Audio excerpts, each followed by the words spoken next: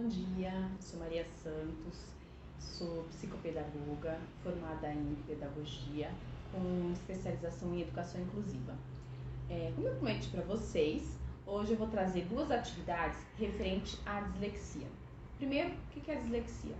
Dislexia é um distúrbio neurológico que está caracterizado pela dificuldade de leitura. Então, a criança dislexa, ela tem uma dificuldade na decodificação de códigos. Ela não consegue identificar esses códigos e quando ela vai ler ou vai escrever, ela troca algumas letras. Tem crianças que trocam palavras inteiras. Eu tenho uma paciente que quando você fala para ela macarrão, ela entende camarão. Ela troca a palavra toda. Por quê? Porque a dislexia ela também está associada à consciência fonológica. Lembra? A gente já falou sobre isso, que é a dificuldade na decodificação das sílabas. Então, a atividade que eu trouxe para vocês, a primeira é um jogo da memória de palavras. Eu fiz esse jogo da memória, deixei duas coisas para mostrar para vocês. Primeiro, eu fiz ele de cores diferentes. Por quê? Porque quando a minha criança for procurar a palavra camarão, quando ela virar uma estiver em azul e a outra estiver em vermelho, ela vai saber que são palavras diferentes e que ela pode ler. Se ela virar duas azul, ela já sabe que não é a mesma palavra. Por que eu fiz isso? Para que eu possa dar um apoio para essa criança. Essa criança, ela vem da escola com a autoestima muito prejudicada, porque ela está acostumada a ouvir que ela não sabe, que ela não consegue, que ela não vai fazer. Então, ela já vem achando que ela não sabe. Se você colocar tudo de uma cor só, ela vai ter muita dificuldade em encontrar. Então, o que eu fiz? Diferente, porque quando ela vira, ela vai ver que está diferente, ela pode ler.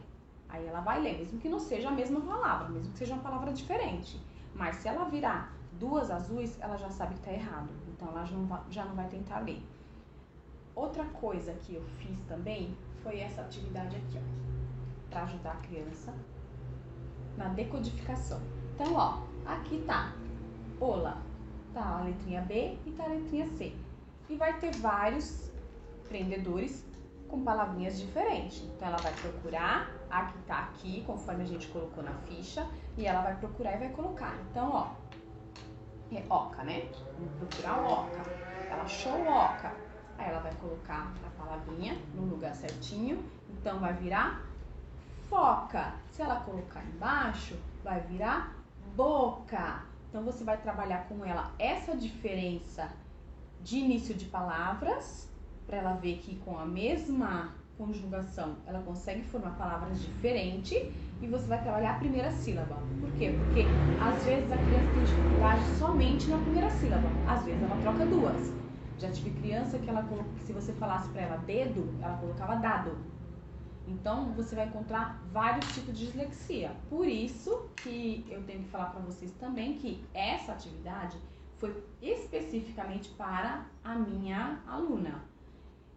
Se eu tiver outro caso de dislexia, às vezes essa atividade não vai servir para ela. Então, você tem que pensar nisso também. A escola tem que pensar nisso, né? Que a gente está trabalhando com pessoas diferentes, as pessoas aprendem de forma diferente. Não dá para você fazer a mesma atividade para 30 alunos e achar que todo mundo vai aprender igual. Você vai ter que fazer uma coisa diferente para uma criança que tem uma necessidade diferente. Então, ó, esse daqui, como dá para fazer com 3, ó, você vai fazer a quantidade que você acha que dá, ó. Pato, rato, gato. Dá para você trabalhar bastante coisa com esse tipo de atividade, porque você vai trabalhar a escrita, você vai trabalhar o som, você vai trabalhar a leitura. E essa criança, ela vai achar essa atividade simples, fácil, e ela vai se sentir bem em fazê-la. Aí, conforme ela vai aprendendo, você vai aumentando a dificuldade. Outra coisa que eu fiz aqui no jogo da memória que eu não falei, é que eu deixei, ó, atrás tudo em branco. Por que eu deixei em branco? Porque você pode caracterizar esse jogo da memória com alguma coisa que a criança gosta. Se ela gosta de peixe, você coloca peixinho. Se ela gosta da Peppa, coloca Peppa. Por quê? Lembra que eu falei que essa criança tá vindo com a autoestima baixa? Quanto mais você motivar essa criança, melhor vai ser o aprendizado dela e melhor vai ser o seu trabalho. Porque você vai conseguir avaliar se aquilo que você está fazendo está no caminho certo, se você precisa mudar de estratégia. E é isso que vai te mostrar.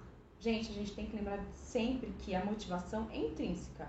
Se eu não tenho motivação, não é aquilo que você vai colocar aqui que vai fazer com que eu faça aquilo que você quer. Então, quanto mais você chamar a atenção da sua criança para alguma atividade e que tenha alguma coisa que ela goste, né, que seria até um desenho, pode parecer simples, mas não é.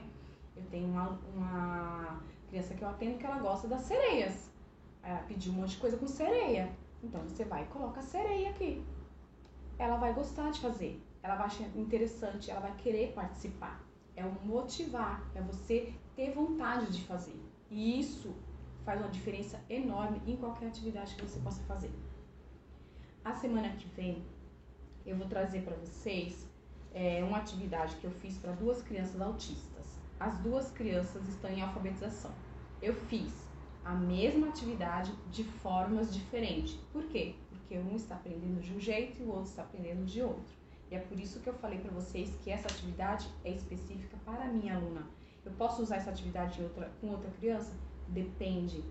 Às vezes sim, às vezes não. Às vezes eu uso essa atividade e a criança não liga, para ela não faz o menor sentido. Então, tem que ser de acordo com a necessidade da criança.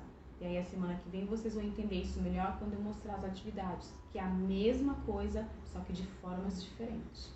Tchau, tchau.